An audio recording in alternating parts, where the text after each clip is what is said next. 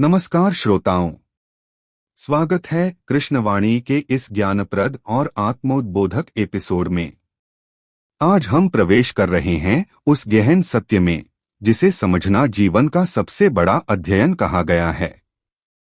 आत्मदर्शन, देह और आत्मा में भेद। गुरु कृष्ण द्वारा अर्जुन को दिया गया यह उपदेश केवल युद्धभूमि के लिए नहीं, बल्कि हर उस क्षण के लिए है जब मन भ्रमित हो, जब कर्तव्य धुंधला पड़े, जब जीवन का अर्थ बदलता हुआ लगे। आज के इस एपिसोड में हम समझेंगे क्यों आत्मा शाश्वत है और क्यों शरीर केवल एक क्षणिक आवरण, कैसे निष्काम कर्म हमें मोह, भय और भ्रम से मुक्त करता है, और किस प्रकार आत्मज्ञान मोक्ष के मार्ग को प्रकाशित करता है। तो आइए अपने भीतर की यात्रा शुरू करते हैं, जहां देह की सीमाएं समाप्त होती हैं और आत्मा का प्रकाश आरंभ होता है।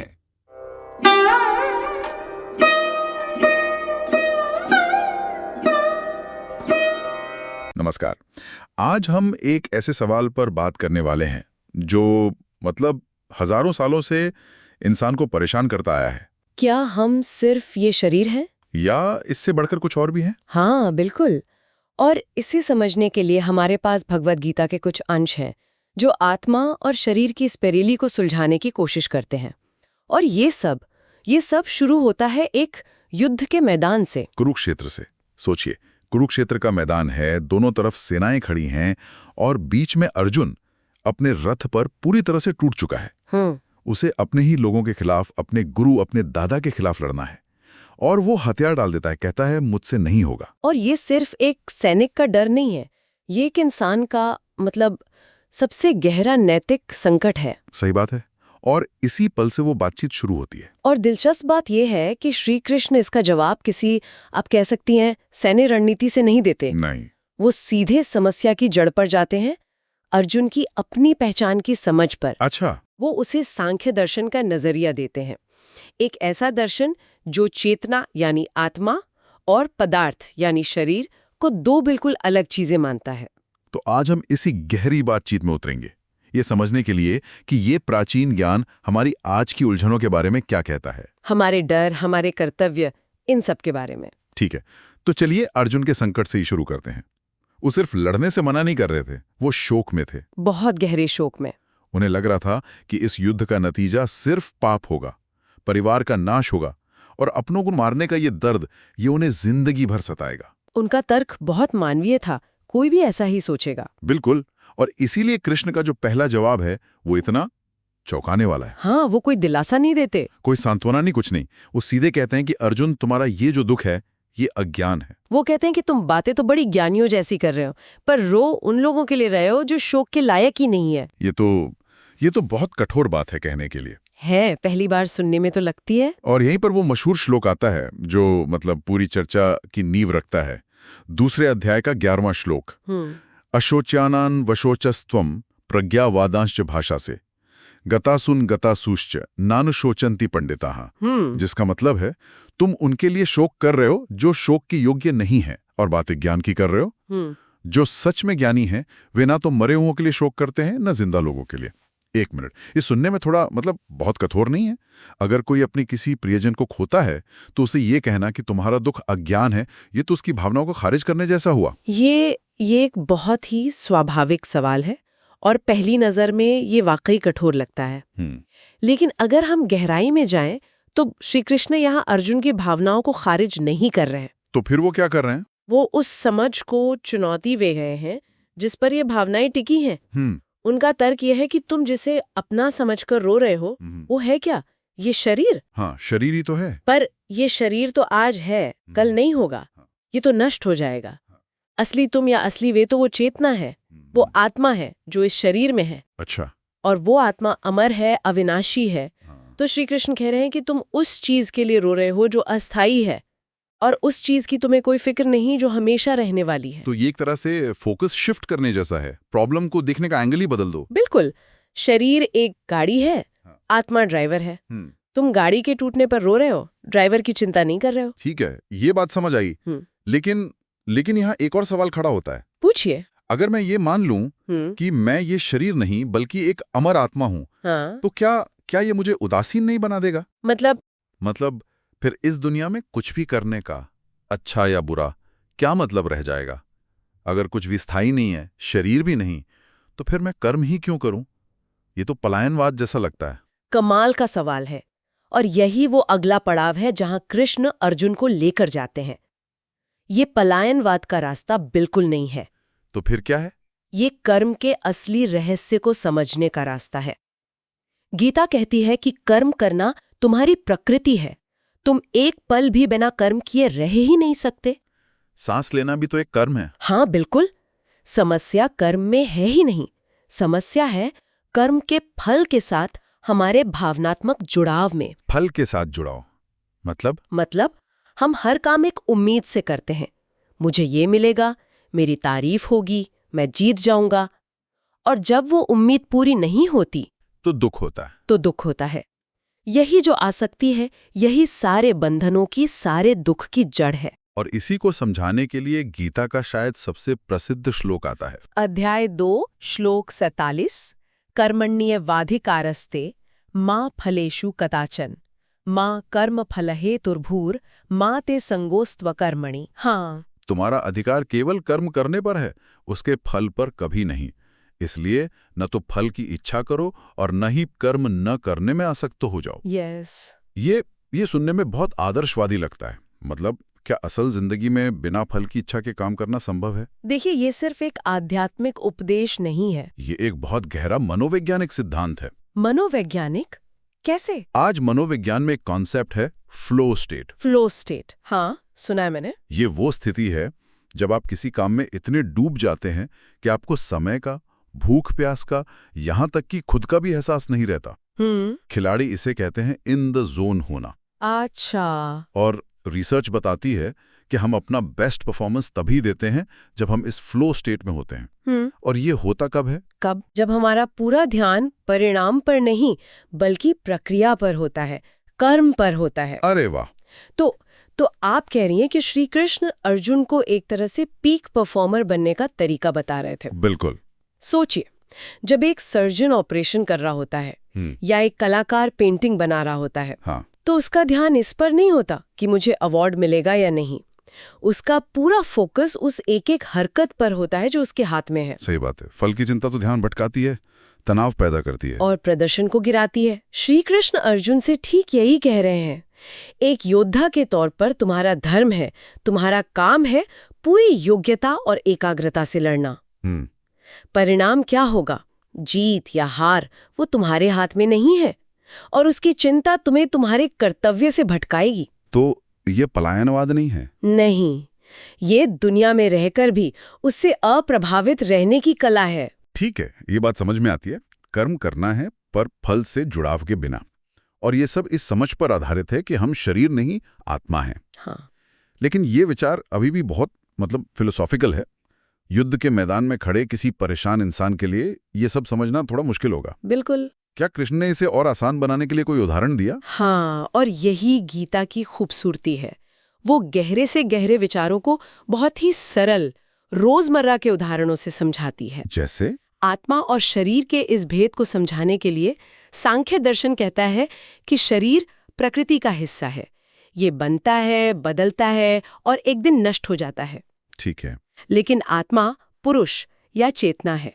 वो इन सब बदलावों को देखती है पर खुद कभी नहीं बदलती। वो शाश्वत है, वो हमेशा रहती है। और इसी को समझाने के लिए वो कपड़ों वाला रूपक आता है। हाँ, वो प्रसिद्ध रूपक। अध्याय 2 श्लोक 22, वासांशी जीर्णानि यथा विहाय नवानि गृह्णाति नरोपराणि तथा शरीराणि विहाय जीर्णा न्यानि संयाति नवानि देही। यानी जैसे इंसान पुराने और फटे हुए कपड़े उतारकर नए पहन लेता है, वैसे ही आत्मा भी पुराने और बेकार शरीर को छोड़कर नया शरीर धारण कर लेती है। ये रूपक बहुत शक्तिशाली है। हाँ, ये मृत्यु को एक अंत नहीं बल्कि एक बदलाव की तरह दिखाता है। ये मृत्यु के पूरे विचार को ही बदल देता है, उसके डर को कम करता है। सही बात है। हम नए कपड़े पहनने पर खुश होते हैं, पुराने के जाने का मातम नहीं मनाते। बिल्कुल। इसी तरह आत्मा के लिए एक शरीर से दूसरे में जाना एक स्वाभाविक प्रक्रिया है, कोई त्रासदी नहीं। ये रूपक साफ कर देता है कि हमारी असली पहचान इस आते जाते शरीर से कहीं ज्यादा श्रेष्ठ और स्थायी है। मैं इस रूपक की ताकत को समझ सकता हूं, लेकिन मैं फिर से यहाँ एक सवाल उठाना चाहूंगा। जरूर। ये कपड़े बदलने वाला रूपक सुनने में तो अच्छा लगता है, लेकिन क्या ये उन लोगों के लिए थोड़ा असंवेदनशील नहीं है जो किसी अपने को खोने के गहरे दुख से गुजर रहे हैं? उस समय किसी से ये कहना कि अरे उसने तो बस शरीर बदला है, ये शायद मदद ना करे। मृत्यु के तुरंत बाद सांत्वना देने वाली एक लाइन नहीं है। ये एक गहरा सत्य है जिसे शांति के समय में जीवन के बारे में सोचते हुए अपने अंदर उतारा जाता है। अच्छा। इसका मकसद किसी के दुख को छोटा दिखाना नहीं है। इसका मकसद है समय के साथ दुख और मृत्यु के साथ हमारे रिश्ते को ही बदल देना। जब हम इस विचार को धीरे धीरे आत्मसात करते हैं तो हम समझने लगते हैं कि हमारा जो प्रेम है वो शरीर से नहीं, उस चेतना से है जो शरीर में रहती है। तो ये तत्काल दर्द की दवा नहीं है? नहीं, ये जीवन भर के लिए एक वैचारिक टीका है जो हमें जीवन के उतार चढ़ाव को सहने की शक्ति देता है। ये एक बेहतरीन नजरिया है। ये एक टूल है जिसे पहले से सीखना होता है, न कि संकट के समय पहली बार इस्तेमाल करना होता है। बिल्कुल सही। तो अब हम इस चर्चा के अंतिम हिस्से पर आते हैं। अगर आत्मा शरीर नहीं है, मन नहीं है, और ये सिर्फ कपड़ों की तरह शरीर बदलती है, तो फिर ये है क्या? क्या ये कोई ऊर्जा है, कोई प्रकाश? बिना किसी गुण के किसी चीज की कल्पना करना बहुत मुश्किल है। सांख्य दर्शन इसे कैसे बताता है? दर्शन के अनुसार आत्मा को उसके गुणों से नहीं, बल्कि जो वो नहीं है उससे बेहतर समझा जा सकता है। जो वो नहीं है? हाँ, वो परिवर्तनशील नहीं है। वो पैदा नहीं होती इसलिए मरती नहीं, उसे बनाया नहीं गया इसलिए उसे नष्ट नहीं किया जा सकता। अच्छा। सृष्टि की हर चीज, हर कण, यहाँ तक कि हमारे विचार भी लगातार बदल रहे हैं। आत्मा ही एकमात्र स्थिर बिंदु है।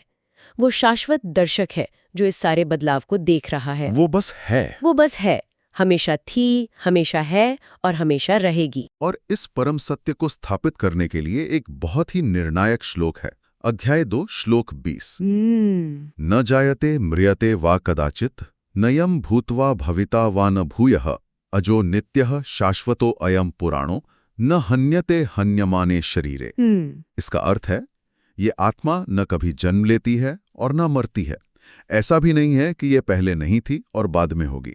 ये अजन्मा है, नित्य है, शाश्वत है और सबसे पुरानी है। और सबसे जरूरी बात, शरीर के मारे जाने पर भी ये नहीं मारी जाती। हाँ, और यही कृष्ण के पूरे उपदेश का सार है। सोचिए, अर्जुन डर किस चीज से रहा था? अपनों की मृत्यु से और उन्हें मारने के पाप से। हाँ। कृष्ण इस श्लोक से उस डर की नींव ही हिला रहे हैं। वो कह रहे हैं, अर्जुन, जिन्हें तुम मारने से डर रहे हो उन्हें तुम मार ही नहीं सकते, और जिसे तुम मैं समझकर पाप पुण्य की चिंता कर रहे हो वो तुम भी कभी मर नहीं सकता। जब किसी को ये एहसास हो जाता है तो उसे भौतिक जगत का कोई लाभ, हानि, सुख, दुख या मान अपमान छू भी नहीं सकता। वो एक स्थिर और शांत मन से अपना कर्तव्य निभा पाता है। यही ज्ञान से मोक्ष का मार्ग है। तो अगर इस पूरी बातचीत को समेटे तो ये एक तरह की मानसिक और आध्यात्मिक रिकैलिब्रेशन है। बहुत अच्छा कहा। श्री कृष्ण ने अर्जुन के संकट को एक मौके की तरह इस्तेमाल किया, उसे जीवन के सबसे बड़े सच से मिलवाने के लिए। मुख्य बातें ये हैं कि हमारा असली स्वरूप ये शरीर नहीं बल्कि वो शाश्वत आत्मा है। पहली बात। इसलिए मृत्यु सिर्फ एक बदलाव है, अंत नहीं। दूसरी बात, और हमें जीवन में अपने कर्मों पर ध्यान देना चाहिए, उनके परिणामों पर नहीं, क्योंकि परिणामों से जुड़ाव ही सारे दुखों की जड़ है। बिल्कुल। और ये ज्ञान सिर्फ हजारों साल पुराना ज्ञान नहीं है, ये आज भी उतना ही प्रासंगिक है। बिल्कुल। हम सब अपनी अपनी जिंदगी के कुरुक्षेत्र में खड़े हैं। हमें रोज मुश्किल फैसले लेने होते हैं, असफलताओं का सामना करना पड़ता है, रिश्तों की उलझनों से जूझना पड़ता है। सही है। ये दर्शन हमें एक आंतरिक लंगर देता है, एक इनर एंकर। ये हमें सिखाता है कि बाहरी तूफानों में भी अपने केंद्र में कैसे स्थिर रहें। कर्तव्य पर ध्यान दो, परिणाम को स्वीकार करो, और अपने भीतर की उस शाश्वत शक्ति को पहचानो जो किसी भी चुनौती से बड़ी है। जाते जाते एक विचार मन में आ रहा है। बताइए। हमने आज शरीर को एक वस्त्र के रूप में देखने की बात की। अगर हम सच में इस नजरिए को सिर्फ एक दिन के लिए पूरी तरह अपना लें, ये मान लें कि हमारी नौकरी, हमारी सामाजिक हैसियत, हमारी सफलताएं, विफलताएं, यहाँ तक कि हमारे रिश्ते भी, सब कुछ इस अस्थाई शरीर से जुड़ी चीजें हैं, हमारे असली स्व से नहीं। तो ये हमारे दिन भर के तनाव, हमारी चिंताओं और हमारी प्राथमिकताओं को देखने के हमारे नजरिए को कैसे बदल सकता है?